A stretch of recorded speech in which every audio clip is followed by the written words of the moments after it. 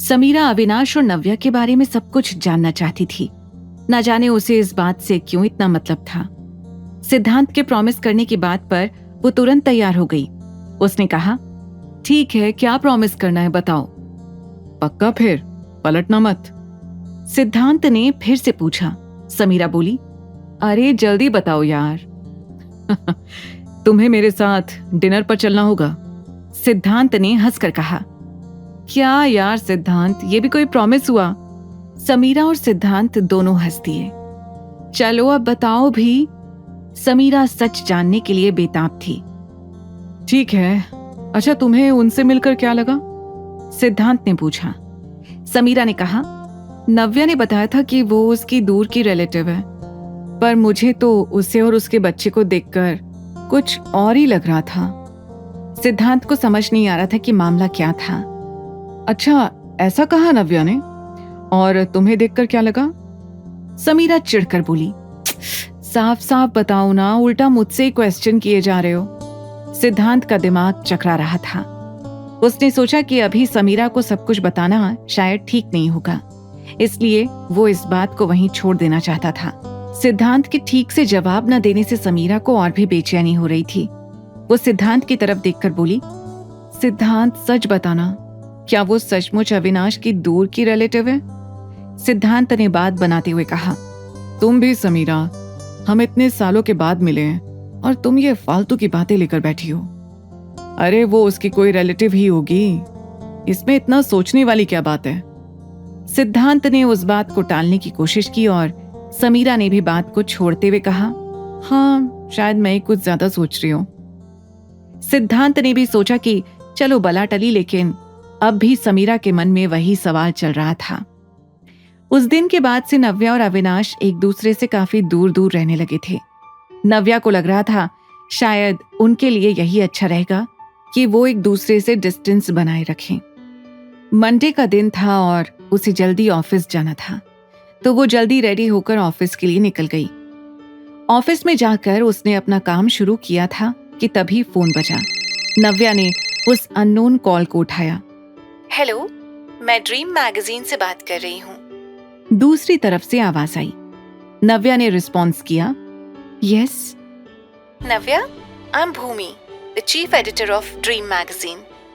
हमने Love and Hate 2 में mister Rohan के रोल को लेकर काफी पॉजिटिव बातें सुनी हैं और शो को लेकर फैंस के बीच काफी एक्साइटमेंट भी है। इसलिए हम मिस्टर रोहन को हमारी मैगजीन का कवर स्टार बनाना चाहते हैं। क्या वो उसके शूट के लिए अवेलेबल होंगे? ड्रीम मैगजीन बहुत पॉपुलर मैगजीन थी और हमेशा अच्छे स्टार्स के साथ ही काम करती थी। रोहन का ड्रीम मैगजीन के कवर पर होना रोहन और शो दोनों के लिए काफी बेनिफिशियल हो सकता था। ये सोचकर नव्या ने जवाब दिया, yes Bhumi, he will be available for that. Bhumi ने खुशी से कहा, एक्सीलेंट नव्या, हम चाहते हैं कि शूटिंग कल से ही शुरू हो जाए, तो क्या ये मिस्टर रोहन के लिए पॉसिबल होगा? आप एक बार उनका शेड्यूल चेक करके मुझे बता सकती हैं क्या? नव्या को भूमि का ये ऑफर काफी अच्छा लगा और उसने शूट के लिए हाँ कह दिया।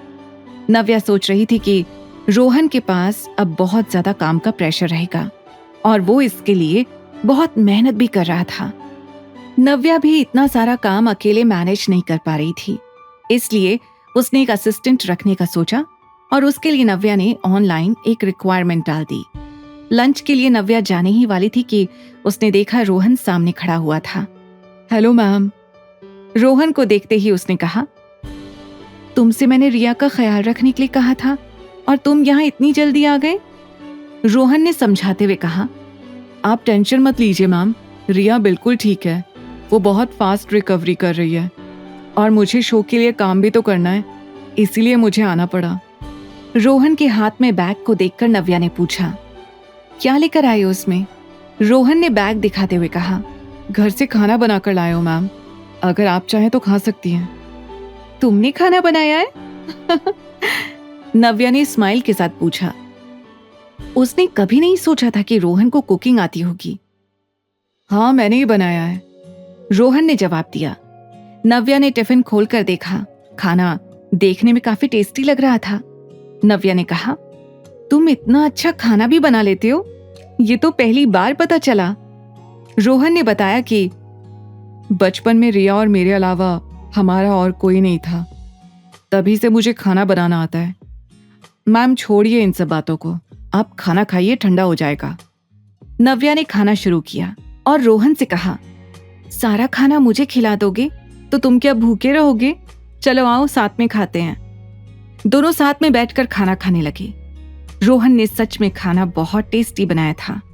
नव्या ने खाना खाते हुए रोहन को ड्रीम मैगजीन के शूट के बारे में बताया, जिसका ऑफर उसने एक्सेप्ट कर लिया था।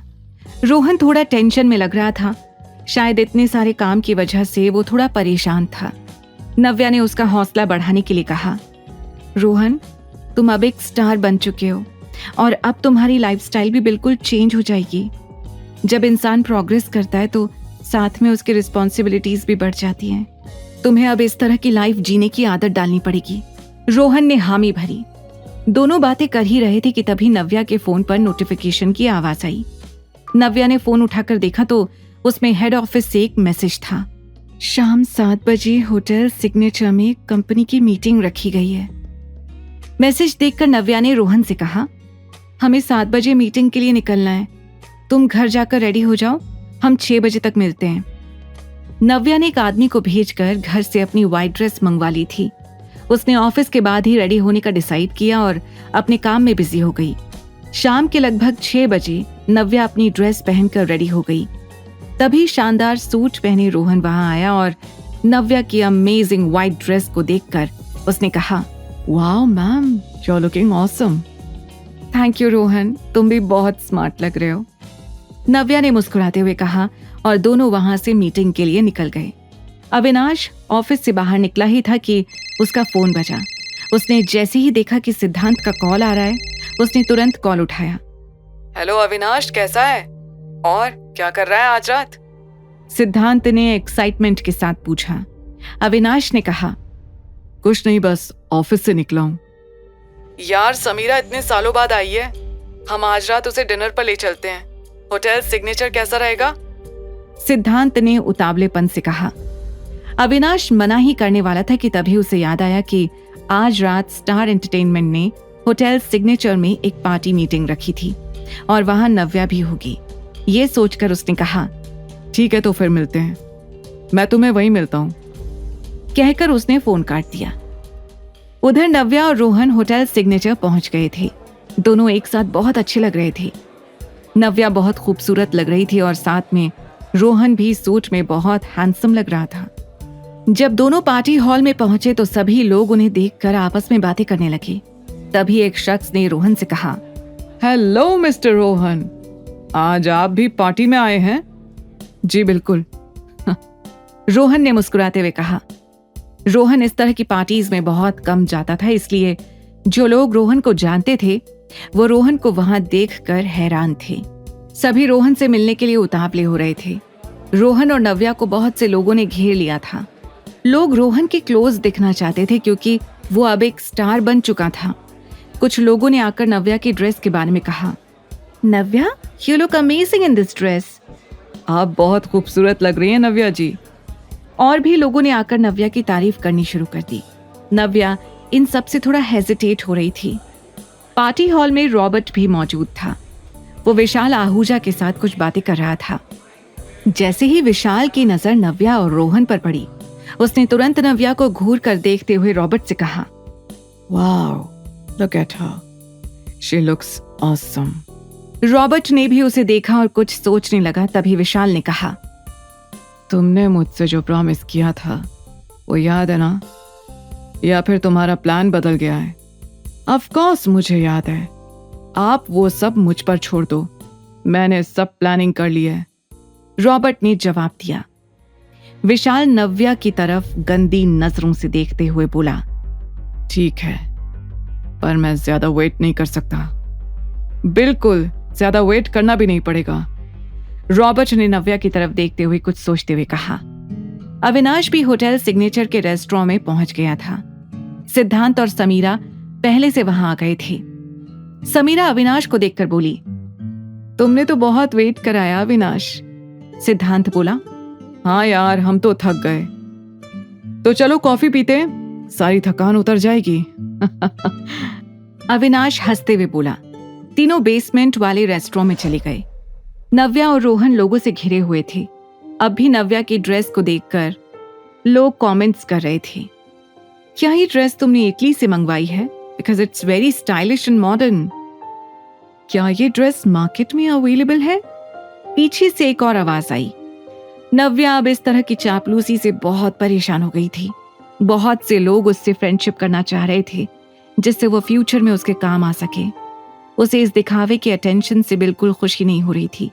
उसे घुटन हो रही थी। वो सोच रही थी, जब हम तरक्की करते हैं तो लोग कैसे चापलूसी करने लगते हैं, तारीफ करते हैं, और जब आपका डाउनफॉल हो तो ताने मारने से पीछे नहीं हटते।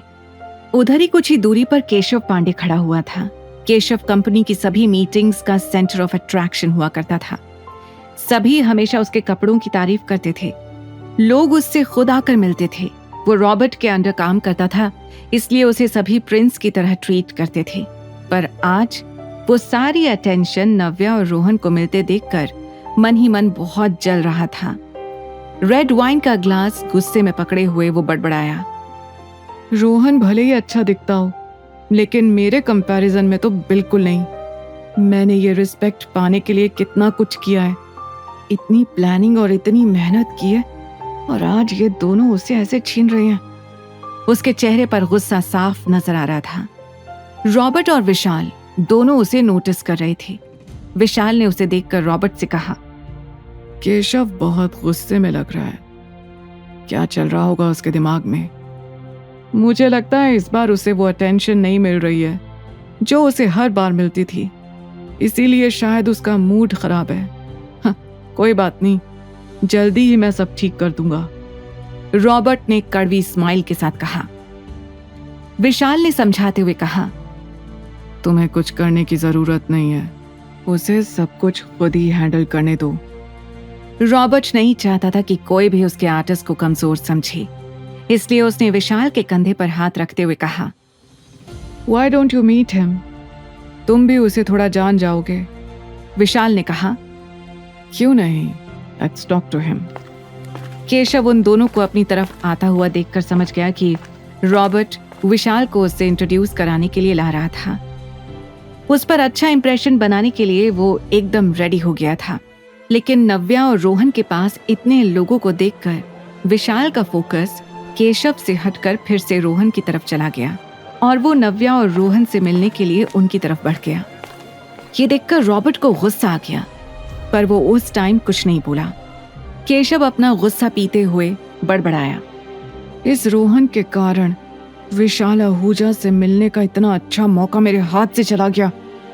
विशाल ने वाइन की सिप लेते हुए नव्या के पास पहुंचकर कहा, नव्या, आई हैव टू से, तुम बहुत अच्छी लग रही हो। Thank you mister Ahuja. Navya को ना चाहते हुए भी ऐसा कहना पड़ा। विशाल ने हंसकर कहा, thank you Navya and congratulations. Love and Hate 2 के लिए तुमने रोहन को बहुत अच्छे से तैयार किया है। नव्या से एक्सपेक्टेड रिस्पॉन्स ना मिलने पर उसने रोहन से कहा, रोहन, तुम्हें नव्या की उम्मीदों पर खरा उतरना है, बहुत मेहनत करनी होगी। बिल्कुल, मैं बहुत मेहनत करूंगा, रोहन ने पोलाइटली कहा। रोहन ने नोटिस किया कि रॉबर्ट उसे घूरे ही जा रहा था, जिससे वो अनकंफर्टेबल हो रहा था। ये बात नव्या ने देख ली और उसने उसका ध्यान हटाने के लिए कहा, थैंक यू मिस्टर आहूजा, हम कंपनी की सक्सेस के लिए ही काम कर रहे हैं।